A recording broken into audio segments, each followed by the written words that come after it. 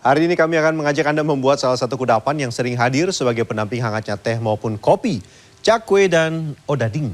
Walau terlihat mudah dalam pembuatannya, makanan yang sama-sama terbuat dari tepung terigu ini ternyata memerlukan proses yang cukup panjang.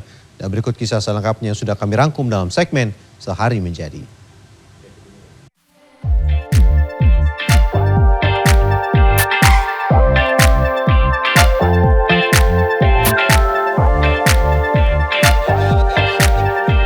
Banget, Rp6.000.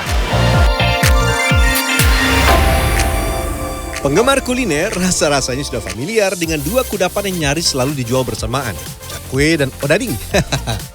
Menjadi kudapan yang tergolong mudah ditemui membuat para produsen cakwe dan odading berlomba-lomba menjual keunikan dagangannya. Mulai dari ukuran, rasa, tekstur, hingga berbagai inovasi lainnya. Salah satu pedagang cakwe dan odading yang sudah eksis selama 20 tahun lamanya berada di pusat kota Bogor, Jawa Barat. Selain menawarkan rasa yang lezat, tempat ini telah 2 dekade terakhir menjual cakwe dan odading dengan ukuran yang relatif besar. Tuh, cakwenya sebesar lengan saya. Harga per potongnya juga relatif terjangkau dan membuat produsen kudapan yang terbuat dari tepung terigu ini mampu menjual sampai 600 cakwe dan odading setiap harinya. Oke, sekarang waktunya kita belajar membuat cakwe yang garing di luar namun lembut dan berongga di bagian dalam. Pertama-tama campurkan air dengan bawang putih yang telah dihaluskan. Apa ini? Bawang putih. Bawang putih? Iya, bawang putih udah di itu. Oh, Ya. biasa. Jadi biar untuk itu aroma wangi cakwenya. Aroma wangi cakwe ya. Biasanya nih kalau aroma makan mie ayam pagi-pagi suka ada bawang putih. Iya, Nah nih kayak gini nih. Kenapa nih? Saya nggak tahu Ya. takarannya semana nih. Oh, tuang aja nggak apa-apa, tuang. Tuang aja. Kurang lebih setiap 1 liter air tambahkan setidaknya 1 ons bawang putih. Tapi jangan terlalu banyak, nanti rasa bawangnya terlalu kuat dan cakwe kurang sedap. Lanjut tambahkan soda kue. Kenapa harus pakai soda kue, Pak? Iya, supaya nanti cakwenya nanti kalau digoreng nanti ada rongga dalamnya. Serupa apa tuh kayak sarang tawon ya. Ya, biar ada rongga-rongga itu fungsinya soda kue. Setelah itu tambahkan ragi instan. Ragi akan mengembangkan adonan sebelum digoreng. Setelah itu tambahkan tepung terigu. Pastikan seluruh adonan tercampur rata atau kalis. Ini udah cukup, Pak, rata? Oh, cukup, udah mulai kalis. Ya, udah kalis sudah jadi. Udah kalis ya? Iya. Ini bisa langsung digoreng? Belum. Minimal itu 1-2 jam baru bisa goreng. Kenapa Jadi nggak langsung tunggu digoreng? Fermentasi dulu. Kalau langsung digoreng? Langsung goreng dia nggak mekar. Ya, bantat nanti. Sambil menunggu adonan cakwe mengembang sempurna, yuk kita buat adonan odading atau kue bantal. Serupa tapi tak sama, tapi ada beberapa perbedaan. Catat, yang pertama, adonan odading perlu ditambahkan gula dan garam. Setelah ini kita kasih gula. Kasih gula. Ya. Berapa ini? 1 kilo? Ini setengah kilo. Setengah ya. kilo ya.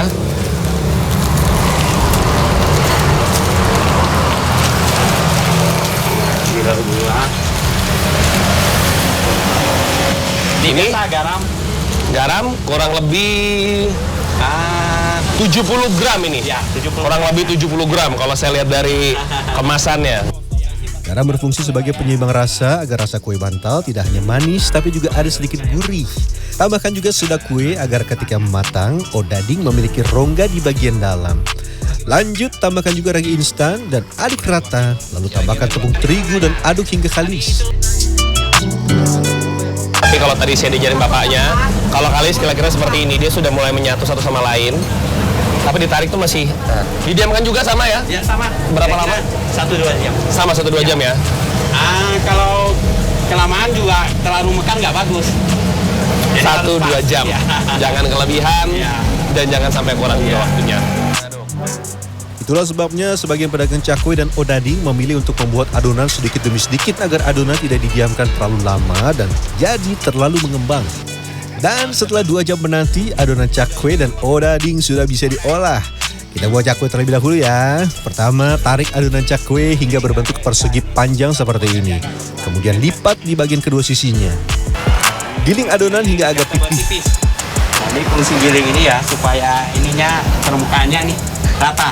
Nggak tebal. Nggak tebal tipis. Tapi ini ada rongga-rongga udara nggak apa-apa, Pak? Oh, nggak apa-apa. Jadi kalau begini kita protek aja supaya udaranya keluar. Oke.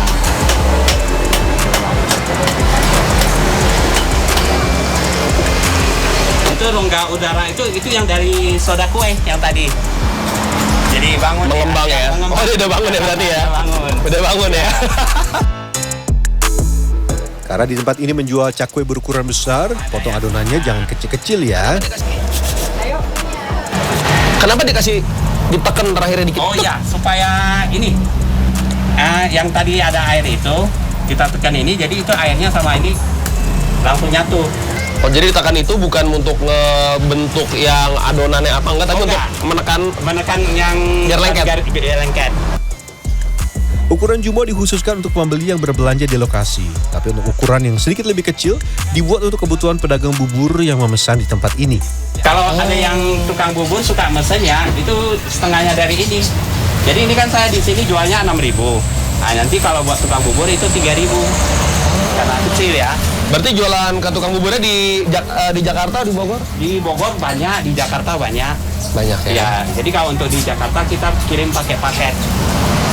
Ya, Di jadi, Jakarta kirim pakai paket untuk yang tukang bubur tadi? Iya, yang tadi udah berangkat nanti siang nyampe itu. Nah. Untuk Anda yang hendak menggoreng sendiri cakwe di rumah, pastikan menggoreng dengan minyak yang banyak dan bolak-balik cakwe agar matang di kedua sisi. Khusus untuk goreng cakwe, minyak nggak boleh kepanasan. Minyak nggak boleh kepanasan? Iya, kalau untuk cakwe. Kenapa kalau minyaknya Soalnya kepanasan? Kalau minyak kepanasan untuk goreng cakwe nanti cakwenya nggak mau garing. Iya, jadi kalau untuk goreng kue bantal itu minyak harus panas. Tapi kalau cakwe? Panas tapi nggak boleh terlalu panas. Oke. Nggak sampai keluar asap lah ya? Iya. Cakwe sudah, waktunya mengolah adonan odading. Dipanjangin ya. Nah, terus baru dilipat. Tapi kalau untuk bantal dia lipatnya dilipat guling. Nah, jadi digulung, bukan dilipat ya. Bedanya di situ. Tapi kalau cakwe kan dilipat. Supaya Setelah digulung, potong adonan. Untuk kue bantal dengan isi coklat, adonan dipotong sedikit lebih kecil dengan yang dijual dengan rasa original. soalnya ini nanti kan mau diisi coklat. Iya. Kalau yang ukuran yang untuk kosong punya kan kebesaran. Oke. Ya. Nanti rugi. Ya, nanti rugi. Lanjut untuk isi coklat, buka sedikit adonan agar muat untuk diberi meses. Lipat seperti ini dan pastikan lipatan tertutup sempurna. Nah, baru ditutup. Nah, tutup supaya nanti pas waktu goreng dia ini nggak keluar, nggak boleh pecah. Kalau pecah nanti minyak masuk ke dalam coklat ini jadi rasanya nggak enak. Setelah itu, baik odading, isi coklat maupun original, keduanya dibalur wijen di kedua sisi. Terakhir, pipihkan adonan odading dan goreng dalam minyak panas. Ya, kalau ini karena ini kan minyak panas. Ya, jadi kalau untuk kue bantal kan kita nggak perlu garing, balurnya lembut ya. Ya, Oh, kue bantal perlunya lembut. bukan garing. Ya, makanya minyak harus panas. Karena gorengnya nggak selama cakwe. Ketika cakwe membutuhkan waktu kurang lebih 2 menit untuk matang, odading, wah, tidak sampai 1 menit, sudah bisa diangkat. Kue bantal dengan cita rasa manis dan lembut sudah. Cakwe dengan sensasi garing dan gurih juga sudah. Ada yang sadar belum? Sambalnya mana nih?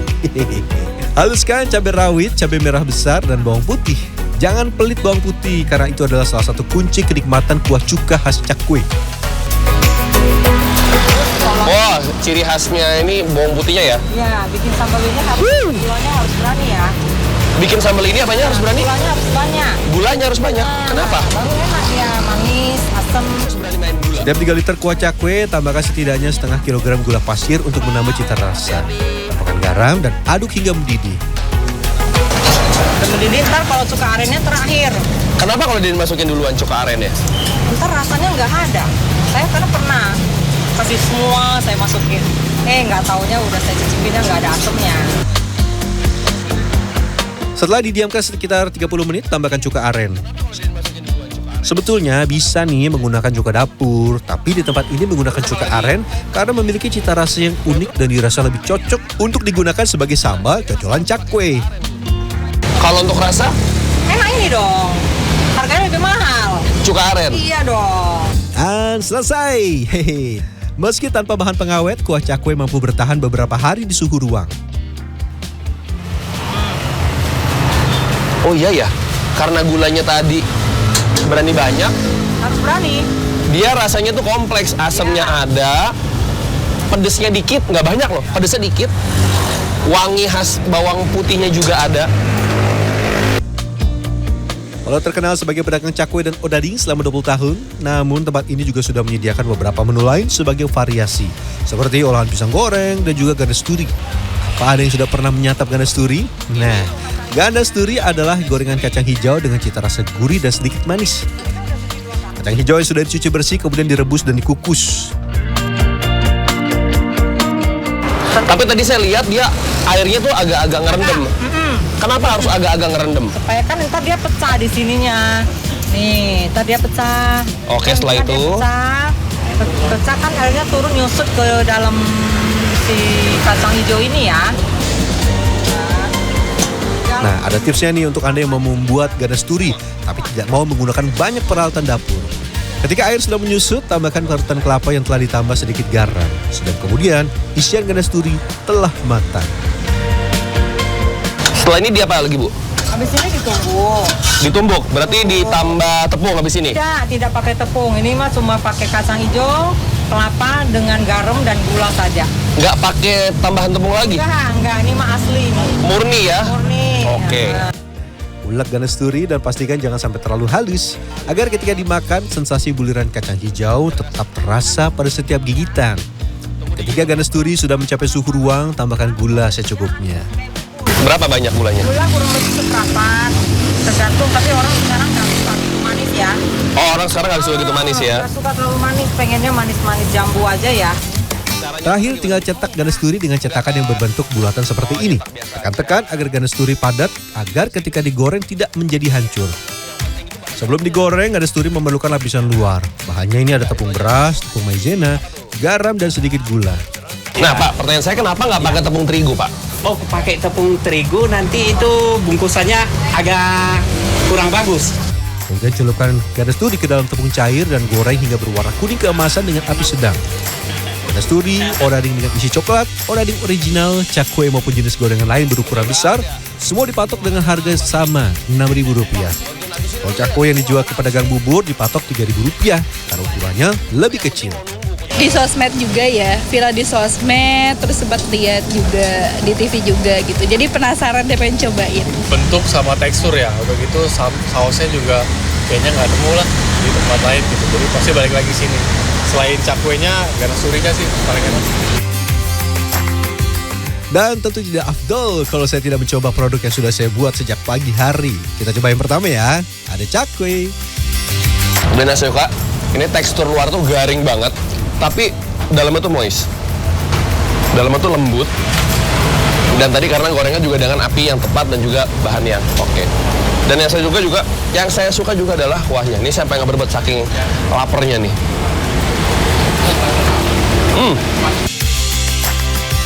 Selanjutnya sajian kedua yang juga besar. Kalau rasanya kita coba. Nggak terlalu manis, lembut, dan dalamnya tuh kayak dia matang, tapi teksturnya tuh kayak nggak yang terlalu sampai matang sekali gitu loh. Walau menggunakan bahan baku identik, tapi hasilnya begitu berbeda antara odading dan cakwe. Wah, karena tidak pakai tepung dalamnya, itu tuh berasa lembut, padat, dan ini benar-benar mengenyangkan. Ini definisi mengenyangkan ini. Ini setengah aja udah pasti kenyang ini. Meski relatif mudah ditemui, tempat ini memiliki keunikan yang membuatnya nyaris tak pernah sepi pembeli. Jadi, ada yang tertarik berbisnis cakwe dan odading? Ingat, selain pemilihan bahan baku, teknik menggoreng juga akan mempengaruhi hasil akhir. Saya Fernando, di Agung Yuldiarto, Bogor, Jawa Barat.